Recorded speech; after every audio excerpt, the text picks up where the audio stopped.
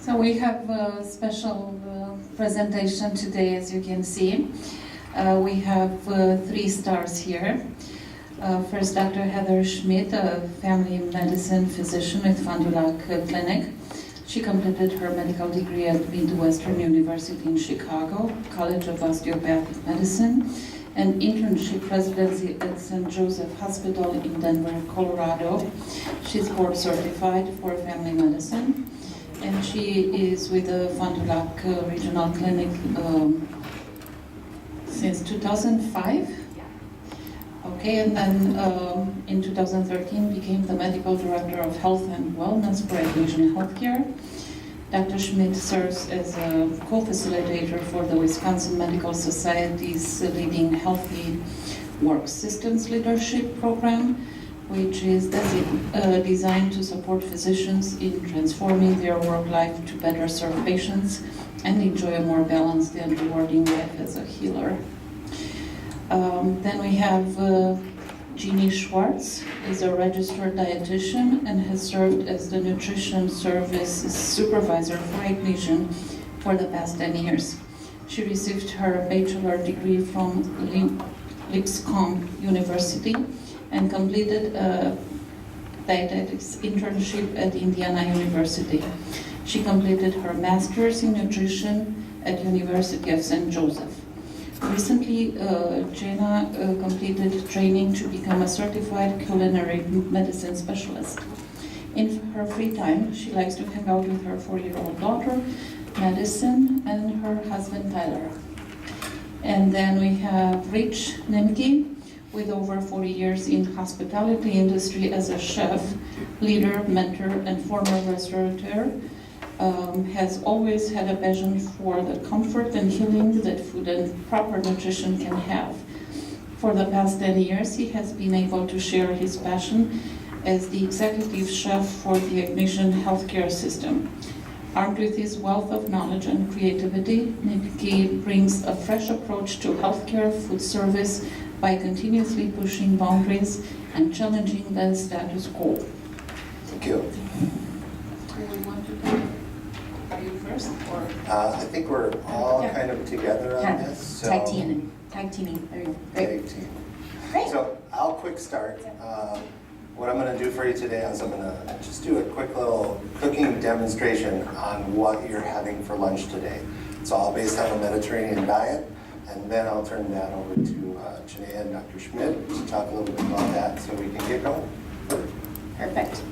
So thank you all for coming. So this is actually just a fun thing, and we had to make it official so that we could offer CME for it. But so hopefully you're enjoying the food. It's all delicious and very healthy. And so we will just talk more about our learning objectives and all that fun stuff. But no disclosures. So here are the learning objectives. Basically, we want to make sure that people are aware that the Mediterranean diet, the DASH diet, the plant-based diet can all be used to help our patients manage their chronic conditions. But we'll talk a lot about that. We'll talk about some different things that are happening that can help around here for you and your patients, and then offer some tools that you can utilize online, and then talk about fad diets, because we know how common those are, especially our favorite keto diet. So why does diet matter? And I think this is just preaching to the choir. Obviously, we know that diet is so important with everything that we do, in the clinic and the hospital, anything that we're trying to do to help prevent and to treat. And so obesity is a major concern when it comes to the financial aspects of healthcare as well. And so we spend just billions of dollars on obesity-related diseases. And so we really need to help our patients know what they should be eating and actually be able to give them good, sound advice, because it is incredibly confusing out there with all of the different conflicting online resources that people are utilizing and these quick fixes. And so that's the goal of what we're trying to do today. So culinary medicine, just a quick thing. This is a newer field of medicine that is actually evidence-based. It's all grounded in literature. It is basically just using the art of medicine and the art of cooking to teach people how they can improve their health and long-term well-being. And so these are the official definitions. All right, go ahead, Rich. Okay, let's see. We've got a sheet pan salmon. Real simple to make, 4, 5, 6 ingredients, And some of these recipes we pulled from various locations, Eating Well, It's Chew Out Loud. Chew Out Loud, some from the Food Network. My good friend Bobby Flay, we hang out every weekend. So, but just to know that this information is out there on this type of diet. So, real quick on the salmon, a little bit of fresh lemon zest. Just do it if you have a zester at home or anything like that. You just want some of that lemon zest for that punch of flavor. And I did some pre-measuring to save some time today, so I wasn't up here doing this with a little bit of olive oil. You always want to use olive oil, canola oil. If you're sauteing in a pan on the stove, go towards the canola oil. It's got a higher smoke point. And for salads or for marinating, things like that, the olive oil is the best. A little bit of salt and pepper. Garlic, pretty dominant spice in Mediterranean cooking. Garlic, basil, oregano, things like that. So I'm going to cut up a little basil for it.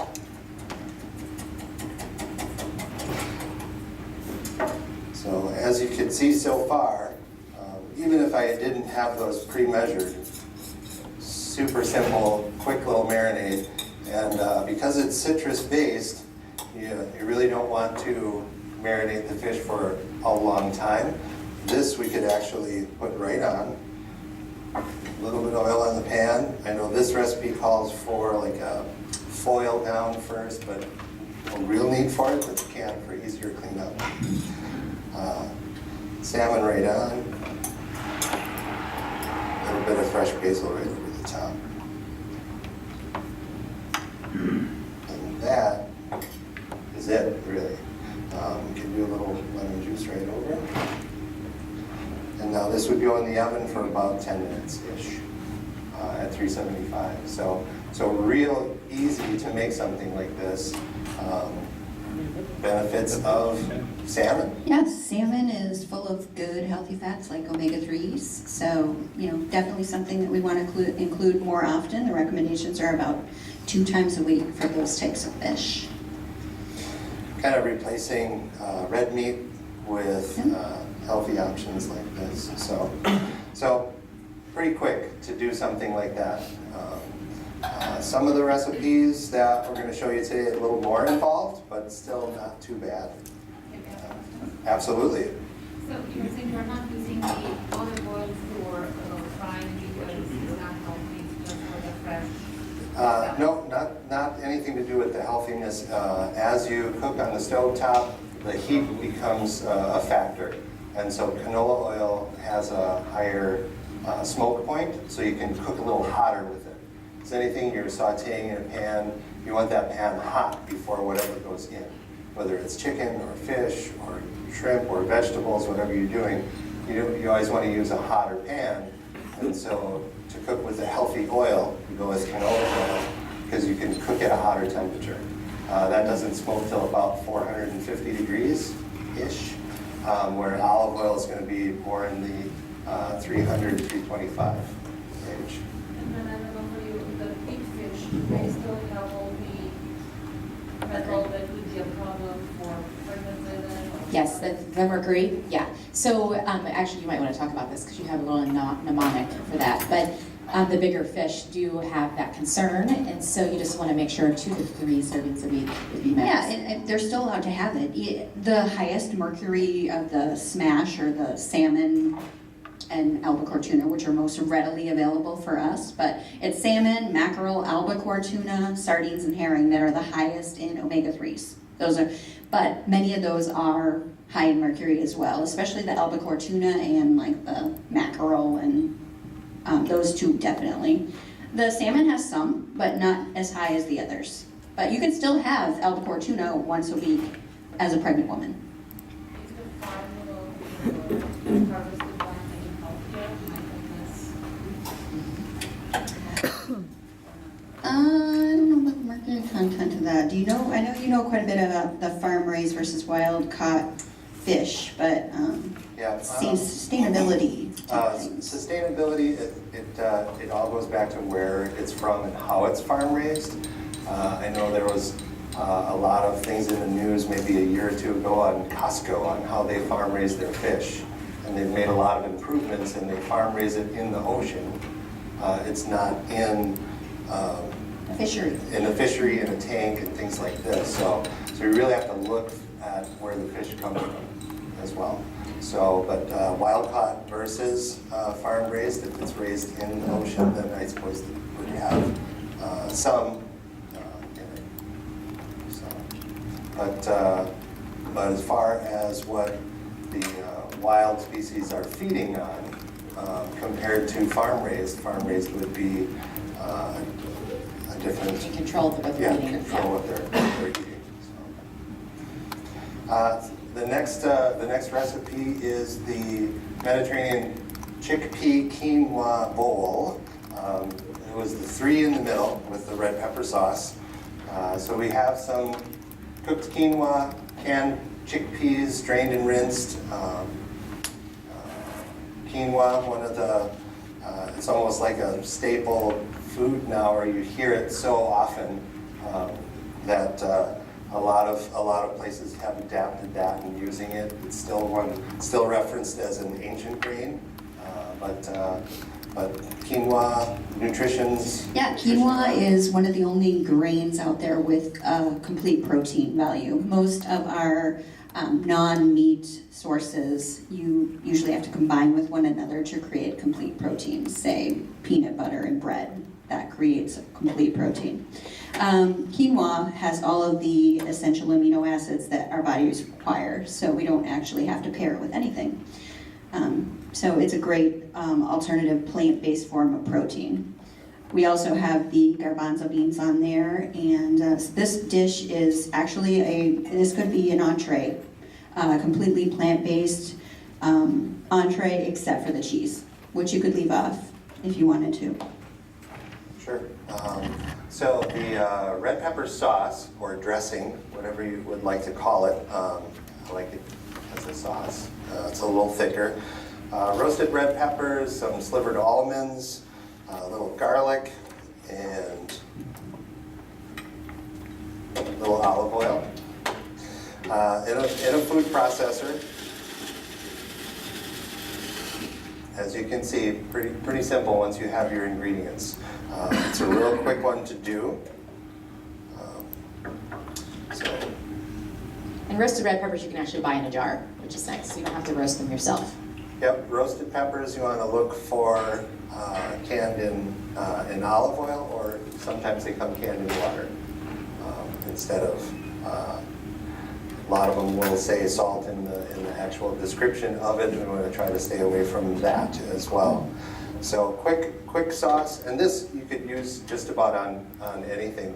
You could even take this now and put it over that salmon and cook that for a change up on how the salmon. See that head shaking over there? So I'm trying that. So we'll kind of set that. The quinoa, recipe calls for 2 cups. I cooked that ahead of time. Kind of cooks similar to rice, but super quick. It only takes about 7 to 8 minutes to really cook quinoa.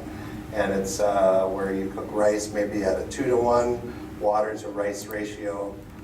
This is 4 to 1, and it quadruples in size. So this right here, and I know you can't really see it, but started out as about a half a cup of quinoa, so, and ends up with 2 cups cooked.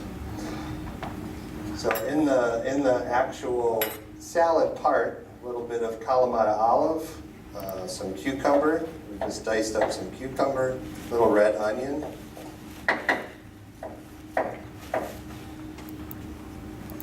And then just toss that all together.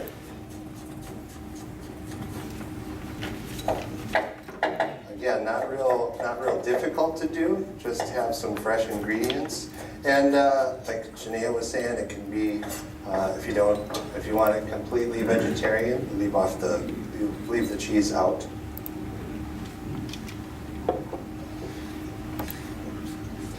Like so. Kalamata olives, very, very typical in a lot of Greek cooking. So, very simple, real easy. A little bit of EVOO, that term was made popular a few years ago by Rachel Ray. Is it Rachel Ray? A little EVOO, extra virgin olive oil. Otherwise, the quinoa could have a dry texture to it, so you want to have something in there. So the other part of the recipe was just some chickpeas. Got ahead of myself and put the cucumber right in here. That's okay too. Hey, stop. I'll taste the same, yeah. Little fresh parsley. Another staple in Mediterranean cooking. A lot of fresh herbs: parsley, basil, oregano. Believe it or not, cilantro. It's not just for Mexican cooking. Spain is part of that Mediterranean part there, so a lot of ingredients or dishes come out of there too. So if you ever have trouble chopping up fresh herbs, I like to take them and just kind of roll them up into a little ball, just like so. I know it's hard to see back there, but I'm just kind of rolling it up, making myself a little bit of a little ball there, and then you can just do a quick chop, and then you have something that comes out real nice like that. Fresh herbs are so much more forgiving than dried herbs. You can't just like add without measuring, right? Correct. And it's about a 3 to 4 to 1 comparison there as far as fresh. You need more fresh than dried. Little chickpeas on top. Let's top that with a little feta. And now we can take some of our red pepper sauce.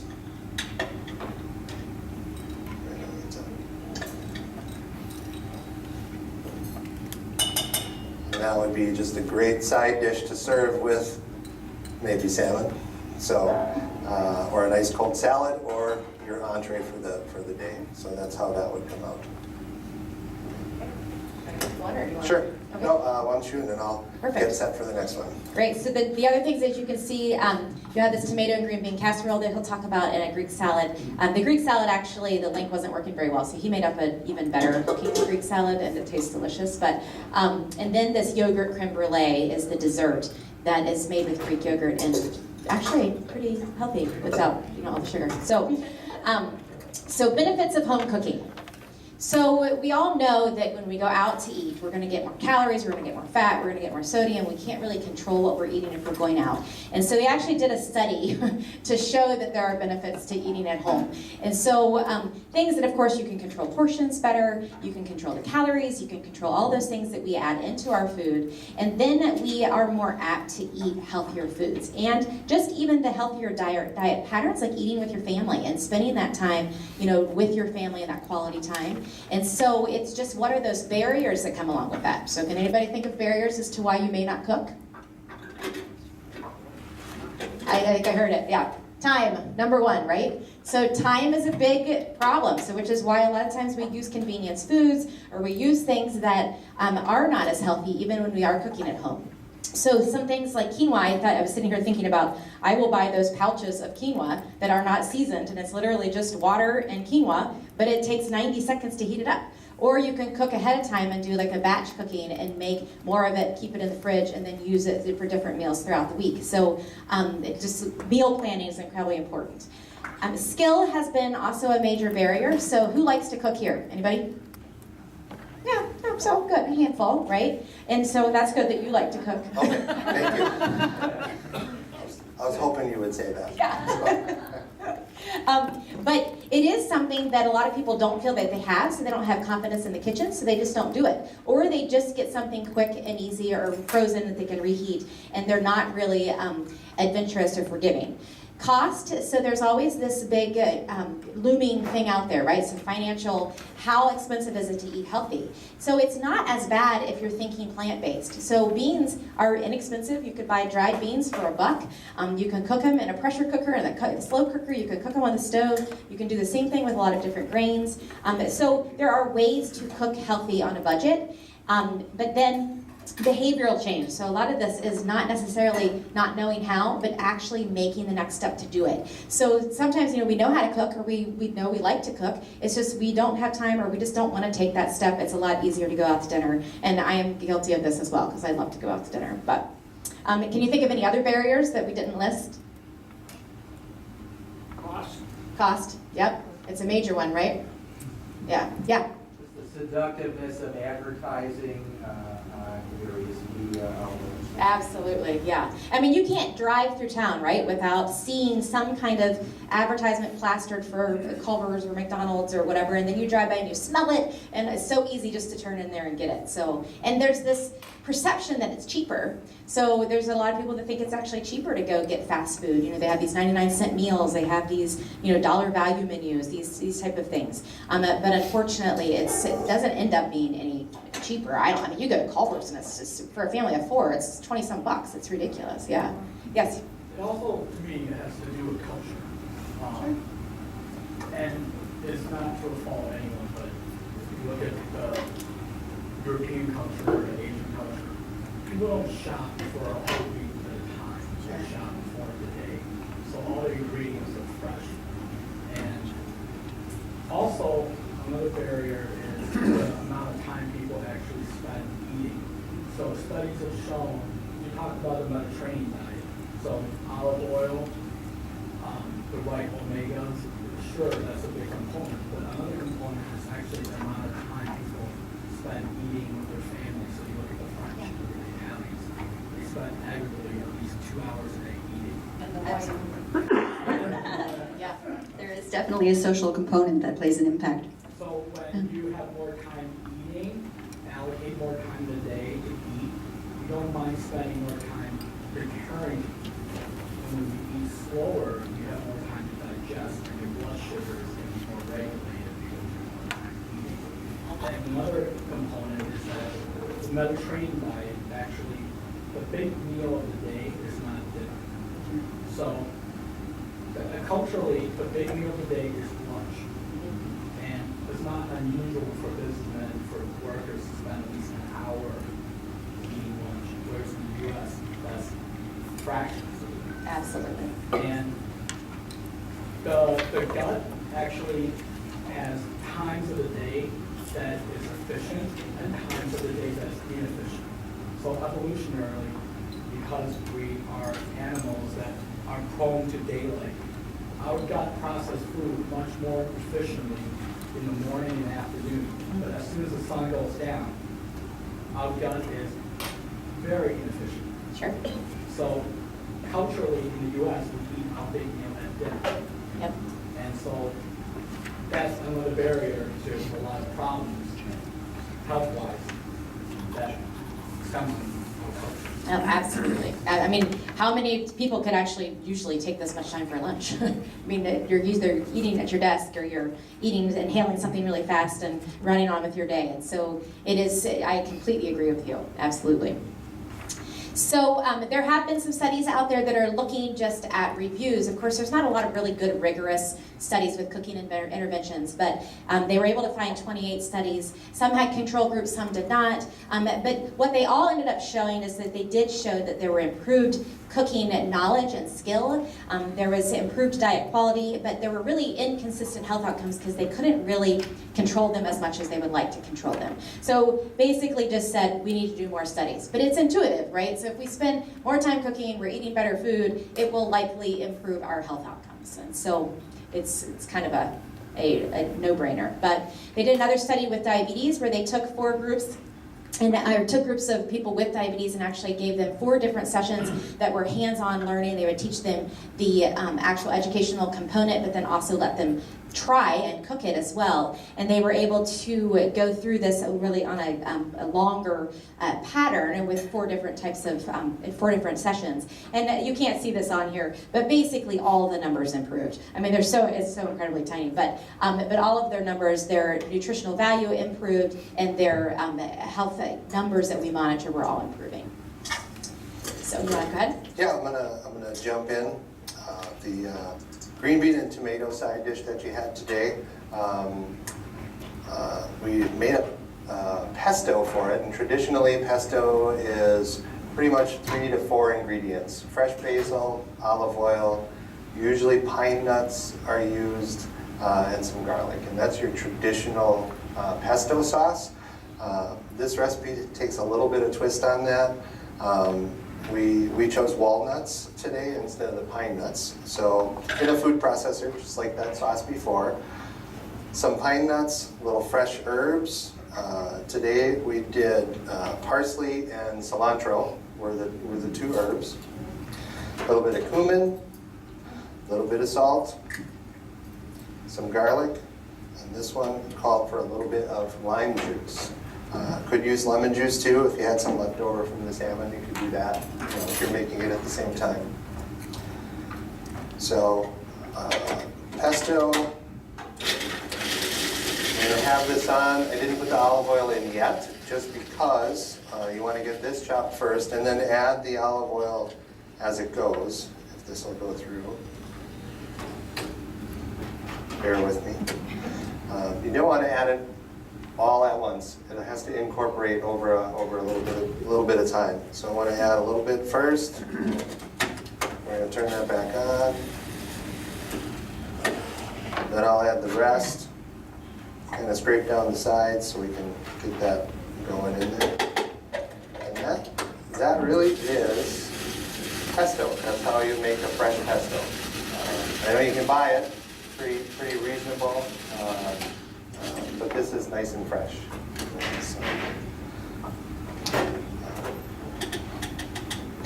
So walnut, cilantro, parsley, pesto. That's what we're going to call this today. So pretty simple. Some fresh green beans, sometimes called haricots verts, the French word for it. A little bit of cherry tomato. And we'll take some of that pesto.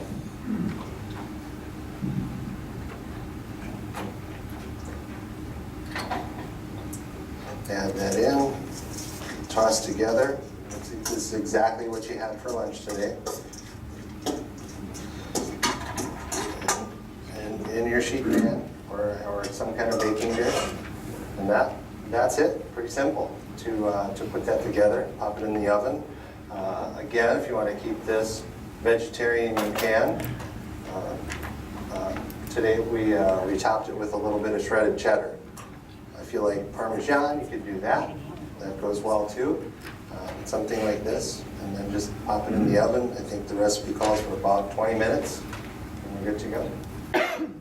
So, pretty simple so far. Great.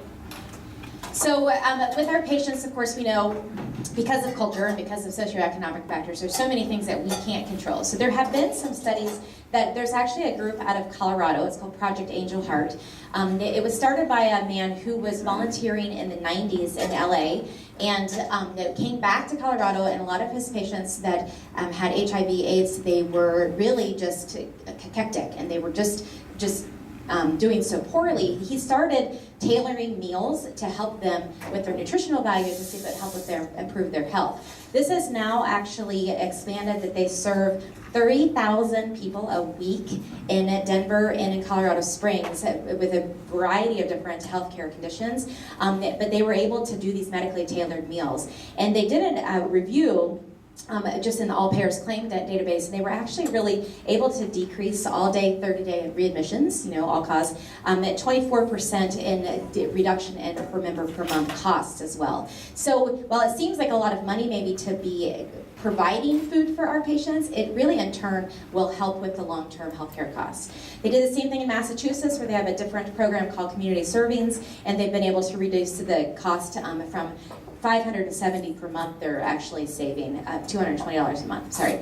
And so it is something to think about, and even when you're thinking about program development, is this something that we can actually do for our patients? There is another program that I actually just learned about today when I was reviewing again for this, and it's called, did I say that? Cooking Matters. So cookingmatters.org, has anybody ever heard of this before?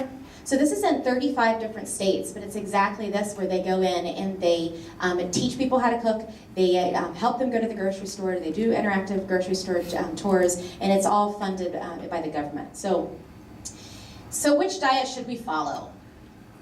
Keto? Anybody like to do the keto diet? No? Yeah. So I'm gonna let Janaea talk about this. All right, so this is just one of the healthy eating plates out there. There's, of course, the USDA My Plate. I really like this one. It's actually by Harvard, and it's a little bit more Mediterranean-based. The regular USDA My Plate doesn't really expound on its sections quite as much as I like. I like the Harvard Healthy Plate because it incorporates the healthy oils, it incorporates water, and things like that as one of our best choices for beverages. It talks also about staying active. It's got those portion sizes, eat lots of fruits and vegetables, healthier proteins, mostly plant-based, or even fish, poultry, beans, nuts, and limiting red meats and avoiding processed meats. And of course, the grain section, you want to try to emphasize the use of whole grains over those refined grains. You want me to do it? I can do it. Sorry. The Mediterranean diet is a primarily plant-based diet. It's not just always eating, salmon with your meal or anything like that. It's replacing healthy saturated fats like butter with healthy oils, using herbs and spices like we've been doing throughout this demo, and less salt. We're using some salt, but not as much as you would typically see in recipes or at restaurants and in convenience foods. Limiting red meat actually no more than a few times per month. This is actually one of the things that is pretty difficult for people when they first try to eat more of a Mediterranean type lifestyle. Eating fish and poultry at least twice a week. So that's not every day, it's twice a week. And enjoying meals with family and friends, like Dr. Chan was talking about. There's a big social component to our meals that's sometimes missing in the American culture. Drinking red wine in moderation, which is optional. However, moderation is difficult for many of our Wisconsin patients. And then getting plenty of exercise. The benefits include decreased risk of heart disease. You're going to see impact on LDL cholesterol, reduced risk of cancer, Alzheimer's and Parkinson's disease, and there's like a whole number of things, diabetes, all kinds of things. Do you want to talk about the study? There's just a slew, as I'm sure you've seen, a slew of research out there showing that the Mediterranean diet is beneficial. This was one of the many that was just talking mostly about cardiovascular disease, but certainly improved quality of life and decreased risk of medical complications when you're following this. It's the 80-20 rule, like Dr. Rosh had said that as well. Like when 80% of the time you're doing pretty well, and 20% of the time, you might cheat a little, and that's okay, right? But it is something where it can certainly impact our health. And the DASH diet is more the Americanized version of the Mediterranean diet. DASH specifically means Dietary Approaches to Stop Hypertension. And basically, it's the same thing as the Mediterranean diet. It really focuses on sodium reduction, though. The standard DASH diet says you can consume about 2,300 milligrams of sodium a day. And then there's the lower sodium one, which has the 1,500 milligrams, which is that standard restriction for anybody with heart disease or hypertension. Rich, you look like you're working on dessert. Yes, if you wouldn't mind, I'm going to jump in. Anyone get a chance to try the dessert yet? Yes. Okay. So a little healthier version of, or a take on creme brulee. Creme brulee is typically egg yolks, heavy cream, a lot of sugar, some more sugar, and that little dish is about 500 to 550 calories in a normal creme brulee.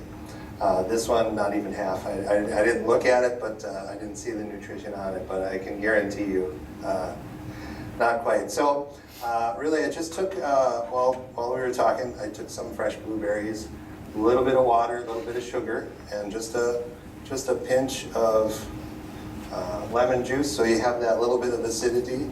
And don't worry, I'll take those seeds out that you saw pop in there. So, and really what you're doing is kind of softening that the fresh fruit. If we're to use, you can use frozen, already diced fruit, strawberries. Today we did strawberries and blueberries in your dessert. You can really use any fruit that you like. Berries seem to work very well in a dish like this, though. So, took really about 5 minutes, not even. I think we had that on here for a portion. So I'm just going to let that sit, cool off just a little bit. I'm using some Oikos plain non-fat yogurt today. I choose plain because the sweetened ones are just like that. The vanillas and things like that are either sweetened with extra sugar or artificial sweeteners or whatever it may be. So I chose the plain Greek. So I'm going to take some of that and then some vanilla. That's where you're going to get your flavor from instead of buying the vanilla yogurt. Just use some vanilla extract. You can use vanilla bean. If you use vanilla bean, you'll have to take it out later. And then a recipe like this calls for, let's add the vanilla, let it sit for half an hour so the flavors can meld together and get all happy, but don't really need to do that if you're using an extract. So that is all there is to it for that. Little ramekin, traditionally, again, creme brulee. You put this in a water bath underneath the broiler, and it would brown up with a nice crust on the outside like you had. But here we're going to do it a little bit different. Obviously, the yogurt wouldn't hold up in the oven. So we'll take a little bit of our fruit into the bottom of our dish. And I think these dishes are great for the portion size of dessert, because you can't eliminate dessert. I mean, everybody likes a little bit here and there, right? A little bit of granola in the bottom. And we're going to take some of our yogurt right on top.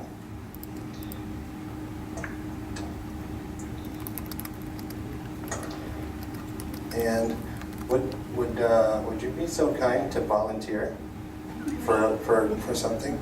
If you wouldn't mind, I appreciate that. So I'll take some what's called sanding sugar or turbinado sugar, and we're going to put that right on the top. And this is where we're going to get our crust. Now, like I said, we don't have a broiler or oven. We get to play with fire today. So I'd like you to would you like to? Okay. So we're just going to take our creme brulee so they can see too. And we're just going to, it doesn't matter where you want it, and just kind of go over the top like that. There you go. Playing with fire. And you can get a little close. You'll see when the sugar starts to melt a little bit. Get right in If there. I do it faster? It's okay. You're okay if you do it faster. No. Is it so wrong to have either regular yogurt or 2%? Because I feel like a bit of fat is actually making much more palatable. It's okay. I think it can be used a little bit. There's some more recent studies coming out that maybe some full-fat dairy products or 2% milk might be a little bit more satisfying and still fine. I think it's all in moderation. If you're really watching saturated fats by choosing a lot of leaner meats and eating less meat products in general, then you can certainly have some saturated fat from dairy products. So. That looks great. Okay, good job. Can we have a hand for, thank you, thank you. Can you put this printed for us by any chance? I believe I can get you the recipe. most of the recipes are either in your packet. That was it. That was great. So what that torch does, and they're available at any restaurant store, like a wire whisk or something like that. Just a little butane torch is what you're going to use. Not one if you have one in the garage. We don't want to use that one. We want to use a food safe one, so the butane fuel doesn't put a taste into any food that you're having fun with like that. So now what we did was melt that sugar on the top, get a little bit of brown, just like your dessert, and as that cools, that'll get that nice hardened crust on it. So just like I said, a little healthier take on the classic creme brulee dish. So thank you for that. Great, so how to prescribe. So basically, the number one thing when you're talking to your patients is working on fruits and vegetables. I mean, if people can really strive to eat more fruits and vegetables, they're automatically going to be doing it better. And then switching to whole grains, which sometimes for people is a little difficult. So even if you do a gradual switch over, I tell people to start with their normal spaghetti, do half and half with whole grain, and then just work their way so they're eating more whole grain and less of the regular spaghetti. And so the number of fruits and vegetables, you really can never eat too many of them. So goal is like 6 to 10 servings a day, which is a lot of fruits and vegetables. You really don't have much room for anything else if you're eating that many fruits and vegetables. So nuts, we like nuts, but of course the handful, not the canful. So it doesn't really matter what kind, go for it. But just don't, if you can get the ones that aren't roasted and salted or covered in sugar, then ideally it'd be better to not eat those. But if you're eating just a small little handful, then that might be your treat. So we talked a lot about the oil, and instead of using butter, making sure we're trying to use a healthy oil. Other options are grapeseed oil, has even higher smoke point, doesn't it, than canola oil? I believe so. Yeah. And then there's always questions about coconut oil. So would you like to answer that, Janelle? Not really. Solid room temperature. There's not a lot of information out there, so a lot of the claims that are connected with coconut oil aren't really founded in research. So there are some new studies that will be coming out, I think, shortly. So it'll be very interesting to see what they say. But at this point, coconut oil is considered it's actually the most highly saturated fat, but it is plant-based.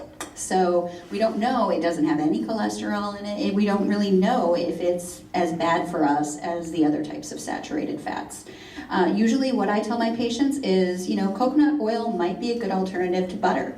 However, most of the time we should choose liquid oils whenever possible. So olive oil, canola oil, instead of the solid fat. Yeah, that was a big thing with the Mediterranean diet. A lot less or even no butter use at all. Hence the dipping the whole grain bread into olive oil. So yeah, a lot less use of butter. Yeah, which is hard for a lot of patients as well. So, and even some of us. But spice it up. We talked about using the fresh herbs and spices, less salt, more pepper, lemon, citrus, any of those type of things. Fish we talked a lot about, and then reining in the red meat. So I won't go into all of this, but lower fat dairy, and then the wine. So raising the glass in moderation. So there are studies that show that there's benefits. So they call it the French paradox. And can be active in prevention and treatment of cardiovascular disease, metabolic syndrome, degenerative pathologies, and cancer. So I don't know how you feel about that. But okay, so what about plant-based diet? Has anybody ever tried a plant-based diet, like a completely plant-based diet? It is very challenging.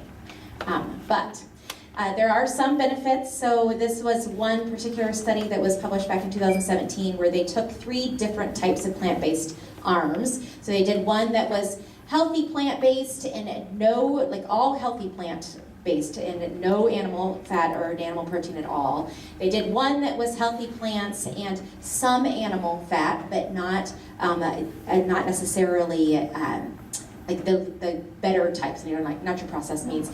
And then the third one was a plant-based or vegetarian diet, which maybe some people do this, but they don't really eat anything healthy. There's some people that are vegetarian that don't ever eat any vegetables. And so that was that third arm. And so what they found, of course, is that middle one that actually had some animal protein was the one that was most beneficial for health.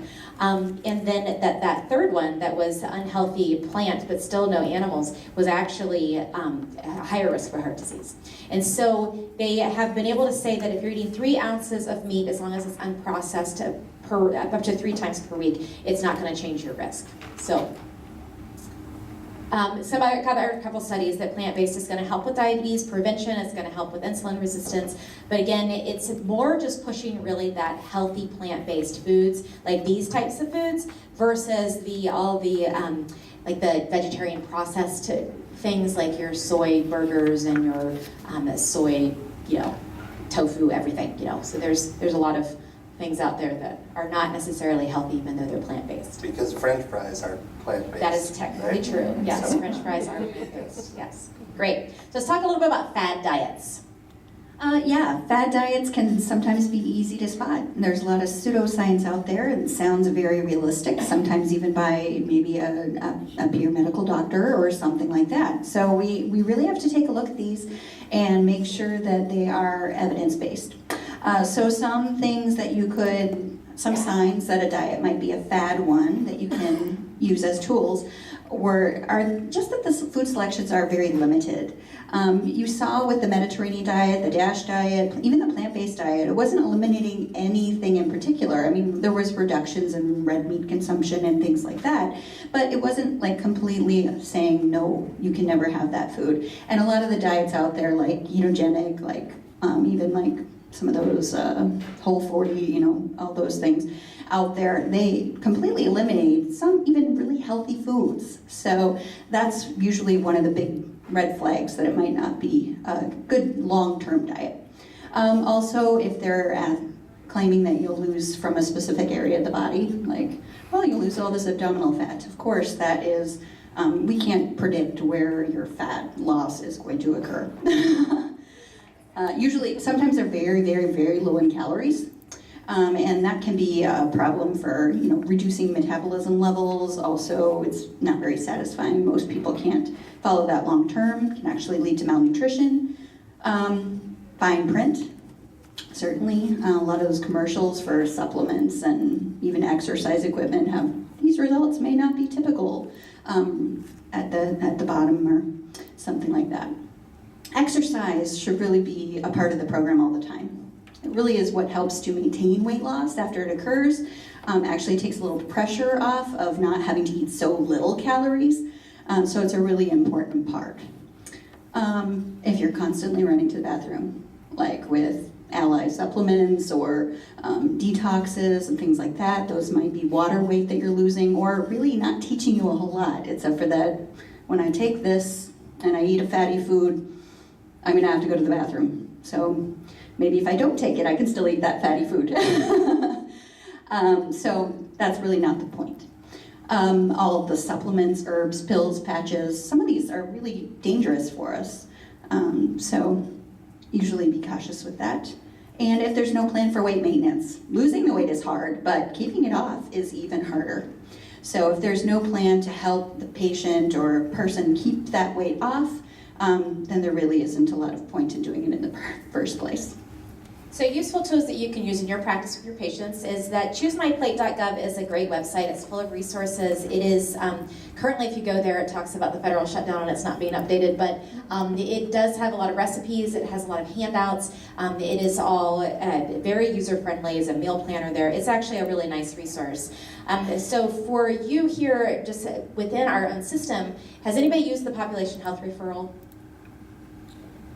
So it's excellent. So the population health referral is you literally insert or can write refer to population health, and you can either check some of the boxes if you're interested in what's there, or if you're not and you just want them to find your patients some help in the community, then they can do that. And so there's a lot of different things that you can refer from the population health referral, but you can refer right to the dietitian and the diabetes educator, so you don't have to go through that process yourself. They'll take care of it. They send you the order, you just sign it.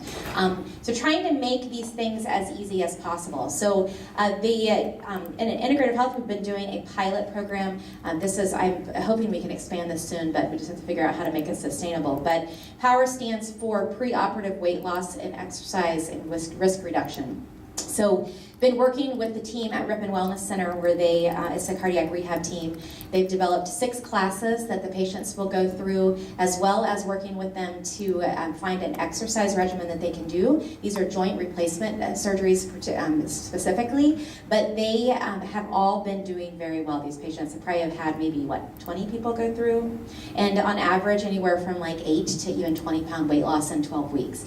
And so the goal is to actually send patients into surgery being optimally, nutritiously losing weight, and then also increasing their functional capacity. So I had one patient who was getting a hip replacement, and he said, I didn't tell you at the beginning that I couldn't lift my leg because of pain. He was, because I thought you were crazy, I was going to be exercising for 12 weeks, but he came in to see me right before his surgery, and he could lift his leg. He's like, I'm doing great. I had a guy last week that's lost 35 pounds, and he's like, I don't even have knee pain anymore. So this is a program that I'm really hoping to look that we can expand, because it's been very successful.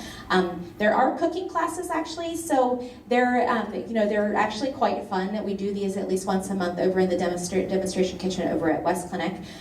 We would love to be able to expand them. So we have our wellness coordinators are doing for our own employees. They do a coach in the kitchen. So they do that, I think, twice a month. And then, honestly, if any of you are interested and you want to do a cooking demo for a specific disease state, by all means, we would welcome that. And so it is a demonstration kitchen, and it's not a teaching kitchen, but it's also more of a residential style kitchen. So it's just like cooking at home. So if you like to cook and you want to share some of your own recipes with patients that you think could be beneficial, then let us know. We can actually arrange, even with food services, to do some type of team building events or some type of social event. And so I don't know if you want to talk a little bit more about that. But yeah, exactly. There. Okay. Exactly. Reach out to myself, Dr. Schmidt, Janaea.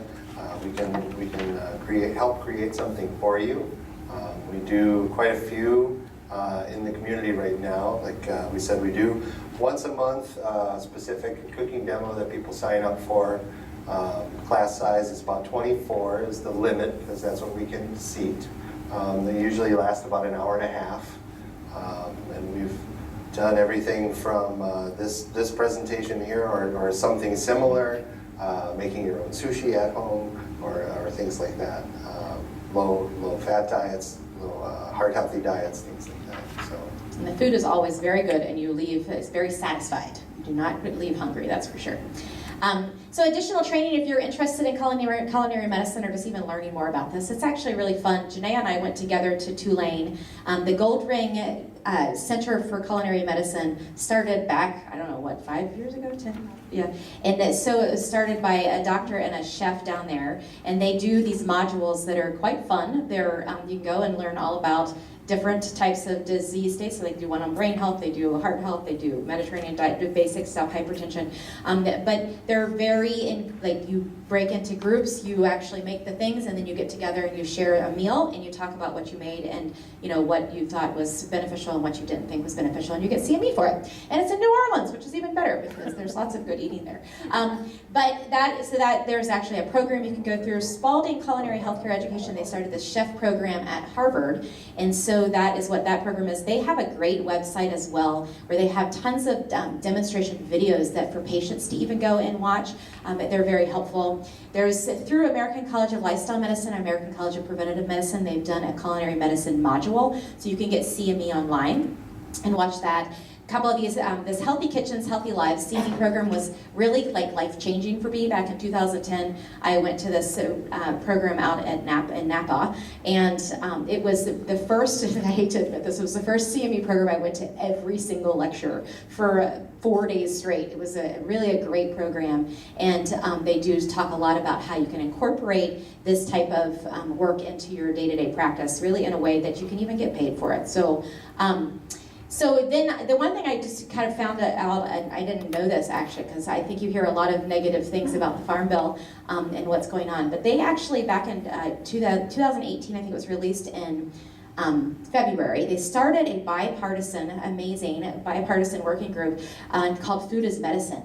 And so there's a group of people really working to figure out how we can do better and how we can shift culture and how we can do things for our patients and for our to address this obesity crisis and these health care costs. And so they did include several provisions for the SNAP program. But I thought what was really interesting, I had not heard about this, but there's a $25 million produce prescription program.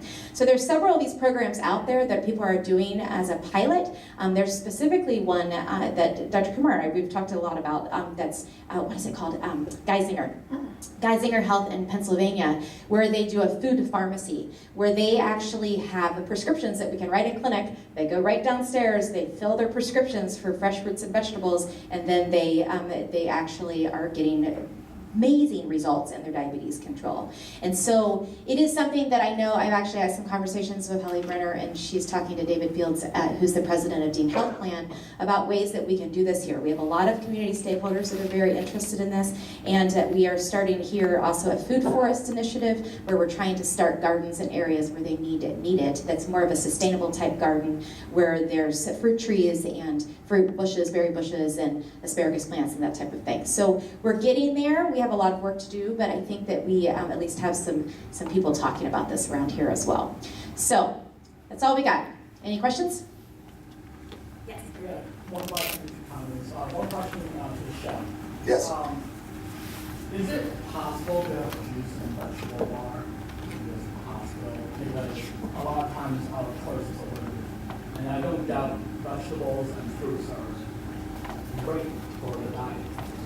But many other hospitals and many other corporate settings have a vegetable and fruit bar where you get to choose what fruits and what vegetables are mixed in a blender and have it as a smoothie instead of having eggs and hash browns. Sure. That I really Sure. think that would be a great addition to the hospital. In addition to the weekend diet, I don't know if you guys are here on weekends, so it's Pretty limited on the pretty weekend. limited. And Yeah.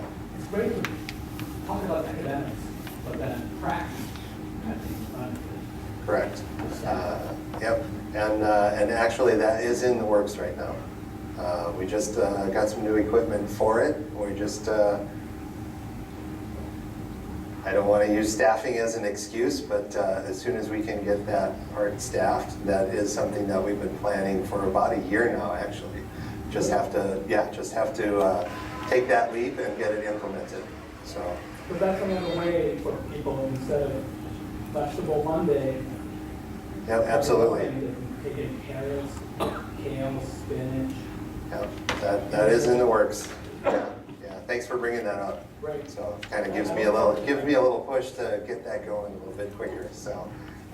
And then- Well, sorry. there are smoothies at the coffee card too, that they're actually fresh smoothies. Are they still Upstairs making them? at, Yeah. at Cafe. The cap. It is sweetened yogurt. Yeah. It is vanilla yogurt. You're right. Yeah, but I always have them add a banana.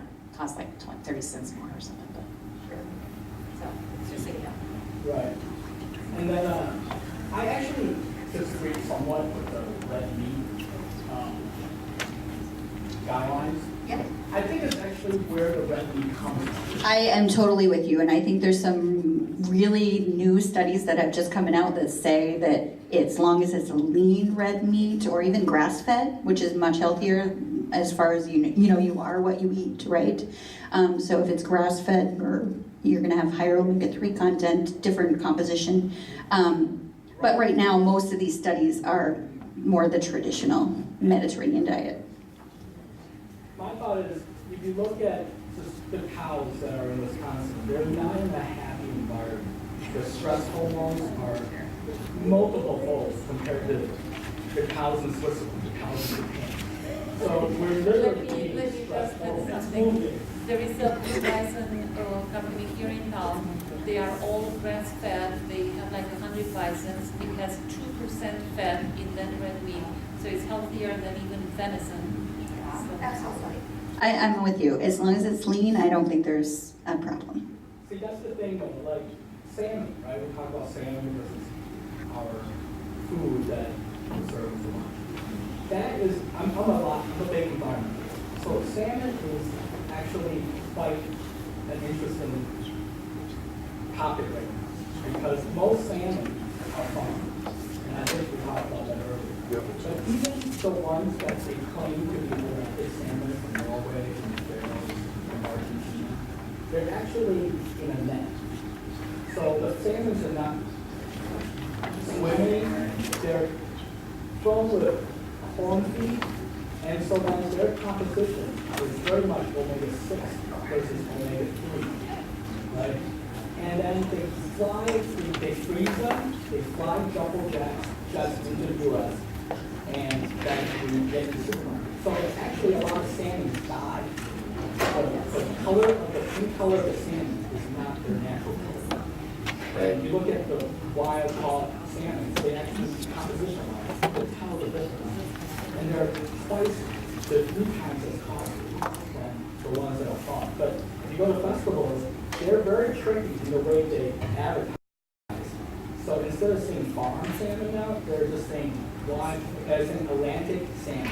Because technically they're from the Atlantic Ocean. Because it's a fish. Correct. Yeah. And there's a lot of fish lice in salmons as well.